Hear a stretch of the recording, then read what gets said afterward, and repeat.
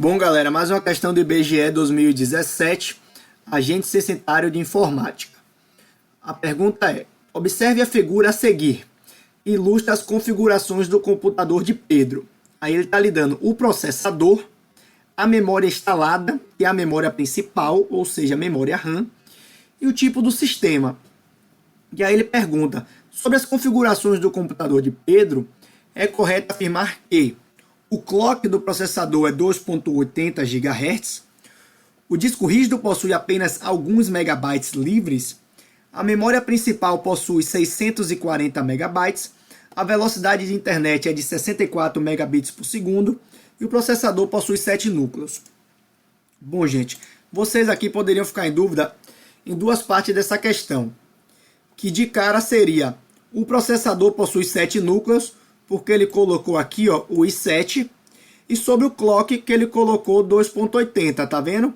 Porque você tem que olhar a linha, observe processador, a linha é essa. Então, galera, o que é que acontece?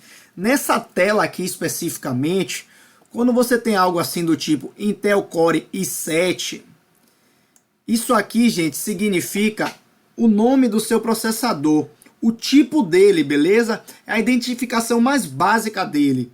Ele não diz a quantidade de núcleos, então você não se confunda, porque esse 7 aqui não tem nada a ver com 7 núcleos. Agora, o 2.80 GHz, o que tiver escrito aqui, o número que tiver escrito com GHz do lado, na linha do processador, galera, significa o clock.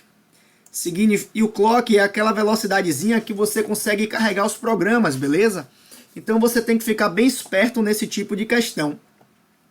E quando ele diz memória instalada, é a memória principal, beleza? Só que no nosso caso é 8 GB e não 640 MB. Então essa daqui também não pode ser. Essa não pode, a gente já marcou a certa, né? Aqui você não está vendo nada falando de internet, tá vendo? Tipo de sistema não tem nada a ver com a velocidade na internet. E o disco rígido não aparece aqui, que é o seu HD. Então, gente, você tem que prestar atenção o que é que a questão te dá. Ele lhe dá processador, memória e tipo de sistema. Então, se ele não fala a palavra internet, ele não fala a palavra de disco rígido, você já corta essas duas, entendeu? E depois você pensa um pouquinho. Se você se atrapalhar, você podia pensar M640 é um megabytes, mas não, gente. Memória principal é sinônimo de memória RAM. Então, se você soubesse esse conceito bem tranquilo, vocês jamais errarão essa questão.